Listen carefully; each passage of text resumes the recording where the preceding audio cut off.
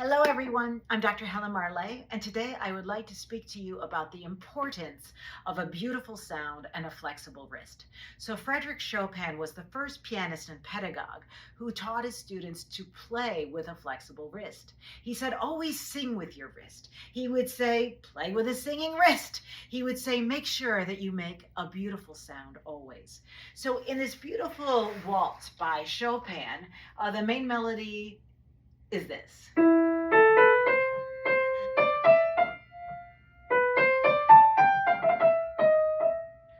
So you'll notice in the phrasing, Chopin liked to have two short phrases followed by a longer phrase. And when the students do not use flexibility in their wrist and just keep their wrist locked, listen to the difference in the sound.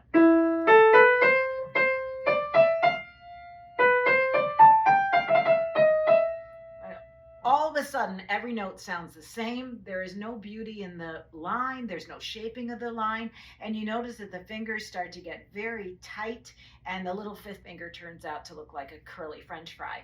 So instead, let's have the student drop to the bottom of the key on the first note.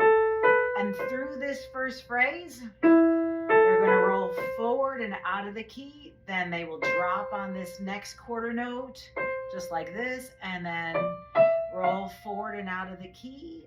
For the long phrase, they'll drop to the bottom of the key. They'll roll forward. We want this to be a long phrase, so then the student drops to the bottom of the key and then rolls forward and out of the key. So this is what we mean by playing with a flexible wrist.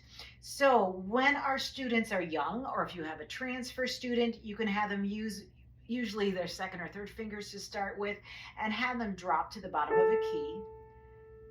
The slower they drop, the quieter the sound. The faster the drop, the louder the sound. And we always want them to think about how their knuckles are nice and strong, which creates a beautiful hand shape. And we also want them to think about how they drop and how they do not push into a key. So there's no good reason to say to push into a key, because that causes a lot of tension within the knuckles, the fingers, and of course underneath the wrist. And it also causes a really crazy curly fifth finger, like a French fry, curly French fry. So we want to make sure that our students understand that dropping and rolling.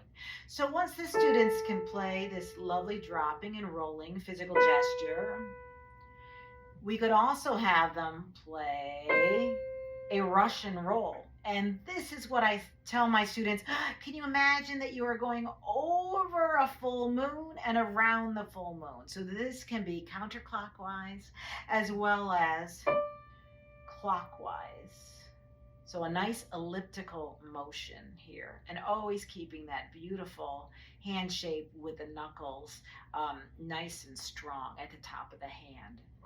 So I'm going to play a little bit of this lovely Chopin waltz for you, and you can see where I drop and where I roll.